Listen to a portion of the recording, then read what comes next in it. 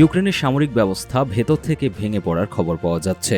রণক্ষেত্র দীর্ঘ ক্লান্তি এবার প্রকাশ্য রাজনৈতিক সংকটে রূপ নিচ্ছে। কিয়েভ থেকে শুরু করে খার্কিভ বা ওডেসা টানা 5 দিন তীব্র বিক্ষোভের মুখে শেষ পর্যন্ত শীর্ষ সামরিক নেতৃত্ব বদল করতে বাধ্য হয়েছেন প্রেসিডেন্ট ভলোদিমির জেলেনস্কি। পুরানো ধাঁচের জেনারেলকে সরিয়ে দায়িত্ব দেয়া হলো নতুন এক সেনাপ্রধানকে। কিন্তু প্রশ্ন হলো, শুধু জেনারেল বদলালেই কি যুদ্ধের ময়দানে ইউক্রেনের ভাগ্য বদলাবে?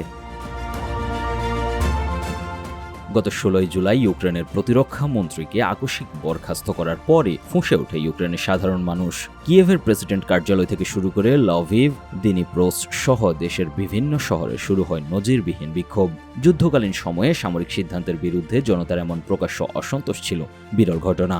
বিক্ষোভকারীদের দাবি ছিল দুটি। প্রথমত, সামরিক আধুনিকায়নের প্রবক্তা প্রতিরক্ষামন্ত্রী ফেদোরভকে পুনর্বহাল করা এবং সশস্ত্র বাহিনীর তৎকালীন সর্বাধিনায়ক আলেকজান্ডার সিরস্কিকে অপসারণ।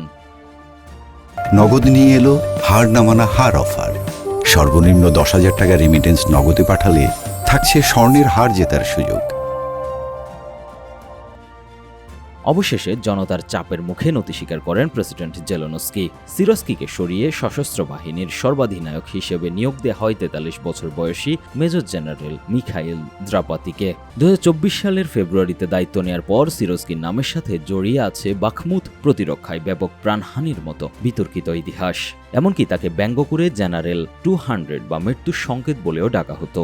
যদিও বিমান ও নৌবাহিনীর প্রধানরা তাকে সমর্থন করেছিলেন, তবে আধুনিক ড্রোনের ব্যবহার ও প্রযুক্তি সংস্কারের পক্ষে থাকা ফেদোরভের সাথে তার স্নায়ুযুদ্ধ ছিল প্রকাশ্য ব্যাপার।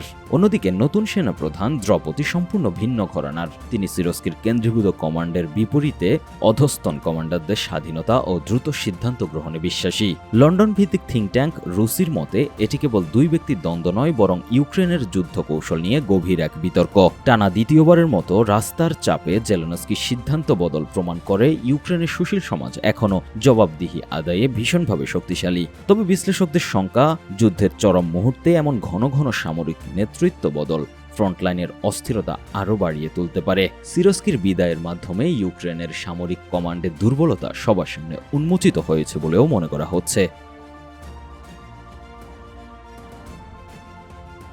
News desk, 21 television.